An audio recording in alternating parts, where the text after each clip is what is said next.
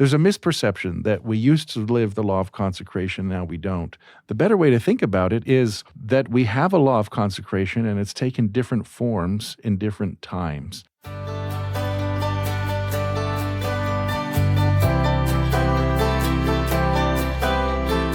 Hello and welcome to the Saints Podcast. I'm Shaylin Back. And I'm Ben Godfrey, and in today's episode, we're going to be talking about Chapter 24 of Saints Volume 2, An Immense Labor. We're excited to welcome on the show today Keith Erickson, who's the director of the Church History Library. Welcome, Keith. Thank you. I'm pleased to be here. Well, to start out this episode, in the chapter we read about cooperative stores. Keith, can you tell us more about this cooperative movement among the saints? Why is this happening and what are the results? Yeah, this is an interesting moment in the Saints' economic history where they experiment with different economic practices that really focus on their internal economy. I think one of the most important things to think about as we try to put the cooperative movement in perspective is to think about the larger doctrinal history of the church and its position on these kinds of questions. We talk about the law of consecration. There are many sections of the Doctrine and Covenants that talk about these important principles, and that's a law that the saints have followed throughout our history, including to today. We make covenants in temples, and we continue to believe these practices. There's a misperception that we used to live the law of consecration, now we don't. The better way to think about it is that we have a law of consecration, and it's taken different forms in different times. And so early in the church's history, there was a moment called the United Order, the way that people think about it. As we've gone back in the Joseph Smith papers and uncovered the original records, it was originally talked about as a united firm, and it was an economic arrangement to accomplish publishing and buying property in some of the ways that the church needed to act. And so the cooperative movement is a next step, and it's meant for a different period in time. Now the saints are in the territory, and they are trying to respond to a couple of fears. One of them is a fear from the outsider influence. The railroad is about to be completed, and so there's a fear people may become too desirous for outside goods. There's a second fear that's operating internally, and that's that some people in the community could reap huge profits at the expense of others. And so the cooperative movement becomes a way to address those fears at this particular time in the church's history by pooling resources, urging local manufacture of goods, selling through local stores, and then encouraging the saints to patronize those stores. It was interesting to me as I read because even up into my childhood, there were ZCMI department stores, and that was one of the largest at this time. It was the Zion's Cooperative Mercantile Institution, and so it was neat for me to learn some context about that. That's right. We often think history happened a long time ago, but it influences us all the way up to the present. So in these stores, it was also fascinating to learn that these establishments would use the phrase holiness to the Lord, and it would be inscribed on a plaque or some sort of sign on the outside of the store to let people know this is one of the saints' stores that you should shop in. How prevalent was that, and how many of these kinds of stores were there? Well, this definitely grew throughout these middle decades of the 19th century. And yeah, there was a visible symbol, a sort of shop here. The flip side of this is there was a don't shop there message implied, and so that caused tensions within the community. But ultimately, these kinds of stores, there became more than 100 throughout the settlement. In the local manufacturer side, different communities would manufacture different things. One would focus on silk and one would focus on agriculture. Then they would combine those into some manufacturing. And so there was specialization among the communities, but that was brought together through this system of the distribution and sales. Tell us a little bit about the Relief Society stores. We learn that there are Relief Society stores, and they kind of even pattern the physical buildings after Joseph Smith's brick store in Nauvoo. When did this start, and how does that relate to these cooperative stores? That's a fun part of this story because we often, as historians, have to look hard to find women in the records, in history. This is a moment where women's participation in the economy surfaces, and it becomes really central to the story. We see them advocating for it, using the Relief Society networks to work together and create the stores. But then outside of the stores, women are also involved. They are producing materials, they hold stock in the stores, they purchase. And so this gives us a little window into this really significant influence of women on the economy in the territory. One thing that I found fascinating in this chapter also was Sarah Kimball. Now, our listeners will remember Sarah Kimball was involved in the creation of the Female Relief Society of Nauvoo. She's sort of well-to-do and a very well-known Latter-day Saint woman. Her group, her relief society, wants to build a store, and they're offered free property upon which to build their store. What happens, Keith? Well, they turn it down. They say, we're going to do this all ourselves. I just love that. I love that she's like, look, thank you very much. We've got this. And I just appreciate that was sort of her take on things, that this is our organization. We can do this. And they bought the property and they built the store. Like you say, there were so many of these stores all around. In fact, there still are. There are still some of the buildings still standing in various communities throughout the Intermountain West. I also loved this image of when they lay the cornerstone. They have a ceremonial mallet and a silver trowel, and then she stands on the stone, and she's just explaining the object of the building, and she says it's to enable women to more perfectly combine their labors. But she goes on to say not only their labors, but their means, their tastes, their talents for improvement, physically, socially, morally, intellectually, spiritually, and financially, for more extended usefulness. And I just think that's so great that she is including all of these things and showing them that, in some ways you might not feel useful. That might not be your talent. But when we combine, it's all of these things and it can just grow. It's amazing. There's a quote from the book that I'd like us to listen to. With woman to aid in the great cause of reform, what wonderful changes can be effected, it read. Give her responsibility and she will prove that she is capable of great things.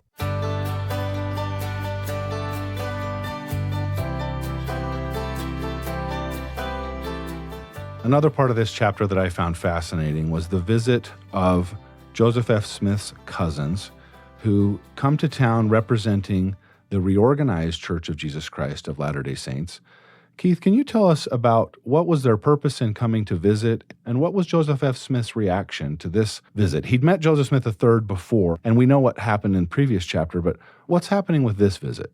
By this point in the story, the two churches are established geographically, and they are trying to shore up their membership and who they are and what they believe. And in that, both sides see in the other church that there are friends and family members, people they used to know and love, who are in the other camp.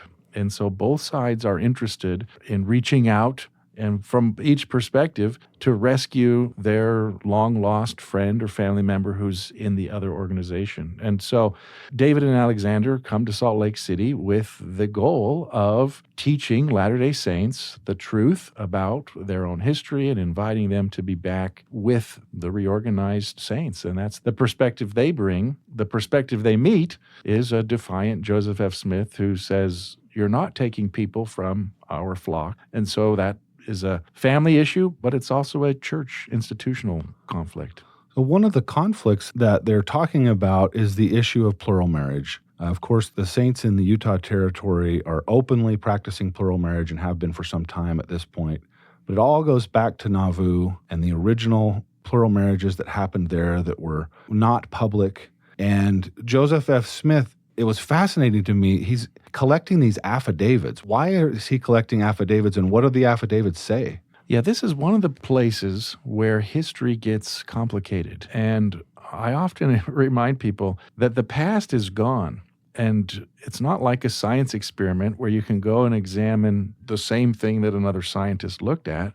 In this case, Joseph F. and his cousins are trying to figure out a past, the 1840s in Nauvoo, which is gone. People who lived there, some of the people are dead, including Joseph and Hiram. The moment has passed, the context has changed. And so they've got to use the best tools that they have to figure out what happened. Now, this is particularly complicated because in Nauvoo, in the 1840s, Joseph and Hiram and others were not very open about the practice of what they call celestial marriage or plural marriage, and others have called polygamy. And so how do you several decades later, document something that was secret or wasn't very talked about. That's the challenge that Joseph F. Smith faces. And so he goes everywhere he can. He looks at the revelations. He looks in what we might consider traditional historical records. He reads William Clayton's journal. Clayton was close with the prophet and is really probably the most explicit source about the practice of plural marriage in Nauvoo. We might add here that the Church History Department is preparing an edited version of the Clayton journals, the same style of editing used with the Joseph Smith papers. Portions of those journals have been published in appendices in the Joseph Smith papers, but the whole journals are also being prepared in that same documentary editing style. But this is the historical source that Joseph F. turns to. He also turns to the people around him, people who were alive in Nauvoo, and in particular, people who were married to Joseph Smith or sealed or for either time or for eternity. And he goes after these living people in search of affidavits of their experience. And many go on record at this time to affirm their relationship with Joseph Smith. These affidavits are some of the earliest records. Because the records are so few in the Nauvoo era, these affidavits that start to be gathered become the earliest records that we have of plural marriage. I'm sure it was really confusing, honestly, to both parties. On one hand, you have Joseph F. Smith, who his own sister Lavina, as we learn in the chapter, had lived with Emma, and she testified that Emma had told her that she consented to and witnessed Joseph Smith's marriages to other plural wives. And on the other hand, you have Joseph Smith III and Alexander and David, who were saying, well, my mom never told me that. And that's just a recipe for confusion. Welcome to history. This is what we do every day, trying to make sense of the past. I appreciated what you said about how Joseph F. Smith tried to solve this problem. He went to all the sources he could. He did his due diligence. He looked at everything he could find, talked to the best people, the smartest people that he could find who were experts, in fact, because they were there. And then he made up his mind about what he believed had happened. I think there's a lesson there to learn for all of us today. Yeah, I agree. I think that this is an example of what to do when the information is incomplete. And we experience that in the 21st century. Information floats around on the internet, even in traditional media outlets. There's uncertainty about what's actually going on. And instead of just passing it on or reacting emotionally, Joseph F. took the challenge to go and try and pin down what he could. Sometimes you can't pin down every fact. That's how history works. But we have to do our best, and he did the best that he could do at this time in history. And especially in cases of historical questions, something that's been helpful for me is to better understand the context as much as possible. And I think that's what Saints has helped me do as well, is to just kind of understand what they were going through. I mean, something helpful that Joseph F. Smith mentioned is he said, the brethren were not as free as they are here, speaking of the brethren in Nauvoo. And he said the devil was raging about Nauvoo and there were traitors on every hand. And so it's not to excuse necessarily anybody's behavior, but to understand that climate that was happening in Nauvoo. And that maybe gives us a greater understanding about why they did what they did. Yeah, Joseph F. is a good example. Anytime we're dealing with historical questions, you want to read carefully and you want to read widely. Don't just stop with one source or one book. And Joseph F. does that. He goes as wide as he possibly can, and he looks at the evidence as carefully as he can.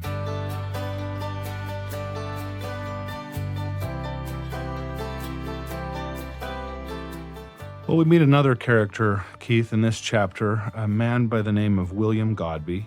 He is, at this point, publicly supporting the church and Brigham Young, but privately, he's not so happy. What are the issues that he's experiencing that cause him to have some feelings against the church? Well, William Godbey is in an interesting position. He has a political role. He's on the Salt Lake City Council. He has an ecclesiastical role. He's a member of his local bishop, Rick. And then he's a son-in-law of Brigham Young. Brigham had lots of sons-in-law. So in that unique mix of family and church and politics, add to that the fact that he was a successful businessman. And he had made a lot of money. He was doing well. He had founded a magazine, so he has a kind of now media tie-in. And so all of those things combine as he sees the cooperative movement begin and what its aims are. He reads the writing on the wall, and for him the writing is this is going to cut into my bottom line. And that becomes the prompt for him to oppose the movement and then ultimately to oppose Brigham Young. What are some things that he does, both privately and publicly, to oppose the church? So publicly, he starts out really supporting the church. His magazine is defending the church against the reorganized Smiths and their message. But privately, they're showing great concern for the cooperative movement and what that would mean. And so behind the scenes, ultimately, they'll help to found a political party that would oppose church influence. The newspaper will eventually grow and become a counterpoint to the church's publishing efforts. And then in the religious sphere, William Godbey begins to practice what's eventually known as spiritualism, and he'll participate in seances and efforts to communicate with the deceased. And in those experiences, he believes that he speaks with Joseph Smith and Heber C. Kimball, Peter, James, and John, even Jesus Christ. And so that becomes the place from which he gets his charge that he feels to go and correct Brigham Young and the course the church is taking.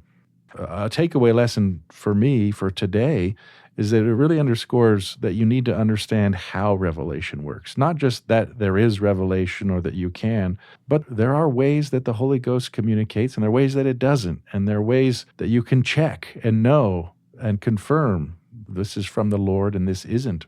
And so I think that in some ways is a timeless lesson. We're seeing a certain version of it, but it's part of being part of a church that believes in revelation, which is a wonderful thing. With that belief comes the responsibility to know how revelation works. This conflict comes to a head in a church disciplinary action against William Godbey. He is excommunicated. It's in a public meeting. And one of the things that Godbey and his associates say is that church leaders act as if they're infallible. Brigham Young had as an answer for that. And let's listen to a quote here from the book about what Brigham Young said about prophets being infallible. Brigham also rejected the idea that church leaders could not make mistakes. Man having the priesthood may be fallible, he declared. I do not pretend to be infallible. But his fallibility did not mean God could not work through him for the good of the saints. Yeah, that quote illustrates a really important principle, and that is that prophets are people. Joseph was the first person to tell people that he made mistakes. He published those in the Revelations, mistakes that he made, times when the Lord criticized him. It's important to know that while they can make mistakes, that over all of that, there is an opportunity for the Lord to guide his work and to take care of the saints. Keith, thank you so much for being here with us today. It's been great to talk about the cooperative movement and how Joseph F. Smith responded to visitors that came with different ideas. And it'll be interesting for our listeners to learn more about William Godbey and the movement which he founds in our next episode. So I'd invite you to join us again then. And we'd like to remind our listeners to follow along with the chapters and any topics that you'd like to learn more about. You can do that at saints.churchofjesuschrist.org. And as always, we'd love to hear your feedback and any comments that you have. You can email us at saints@churchofjesuschrist.org. I'm Shaylin Back. And I'm Ben Godfrey. Thank you so much for listening.